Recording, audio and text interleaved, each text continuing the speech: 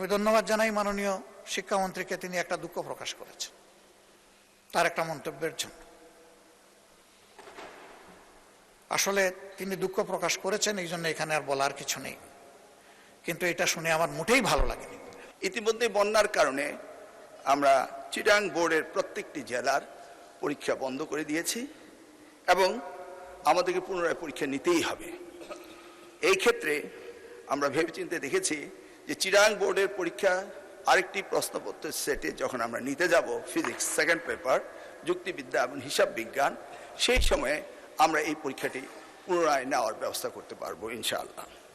তাছাড়া আমার ব্যক্তিগত মন্তব্য, সেটি নিয়ে অনেকেই আপত্তি করেছেন, সেই ব্যাপারে বলতে চাই, আমি কাউকে উদ্দেশ্য প্রণোদিতভাবে কিছু বলি নাই। যদি কেউ আহত হয়ে থাকে, সিম্পলি আমি দুঃখ প্রকাশ করছি। জুলাইয়ের এই 14 তারিখটা বড় সেন্সিটিভ তারিখ। এই তারিখেই আগুন লেগেছিল। ওরা দুটা স্লোগান দিয়েছিল, একটা ছিল তুমি কে আমি কে রাজাকার রাজাকার, আর একটা বলেছিল লেগেছে রে লেগেছে, রক্তে আগুন লেগেছে। এই সময়টা আমি দায়িত্বশীল সমস্ত নেতৃবৃন্দ, বিরোধী দল সহ সরকারি দল সহ আমি অনুরোধ করব, ভেরি ভেরি কেয়ারফুল।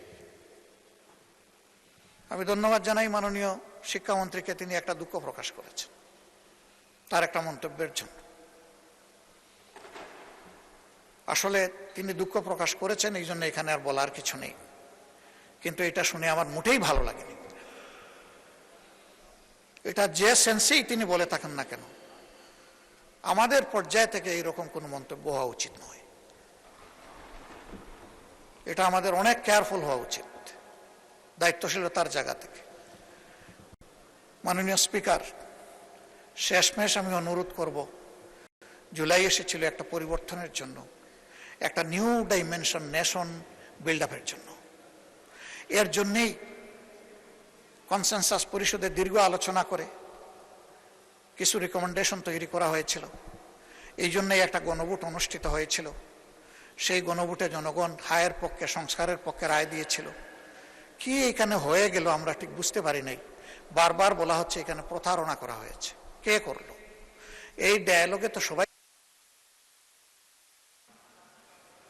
যে একটু মাইকটা দেন, কন্টিনিউ করেন একটু প্লিজ। এই জন্য আমি অনুরোধ করব যে মেহেরবানি করে এই বিষয়টাকে তারা অবশ্যই ইতিবাচক বিবেচনায় নেবেন। দেশ এবং জাতি সকলের জন্য ভালো হবে। মানুষ তাদের ভোটের মূল্যায়নটা দেখলে গণতন্ত্রের প্রতি তাদের শ্রদ্ধাবোধ এবং সমর্থন বৃদ্ধি পাবে। অন্যথায় গণতান্ত্রিক প্রতিষ্ঠান মারাত্মক হুমকি এবং ঝুঁকির মুখে পড়বে। মাননীয় স্পিকার, আপনাকে ধন্যবাদ আমাকে দুইবার সময় বাড়িয়ে কথা বলার সুযোগ দেওয়ার জন্য। আসসালামু আলাইকুম ওয়া রাহমাতুল্লাহ। ধন্যবাদ মাননীয় বিরোধী দলীয় নেতা। বক্তব্য রাখবেন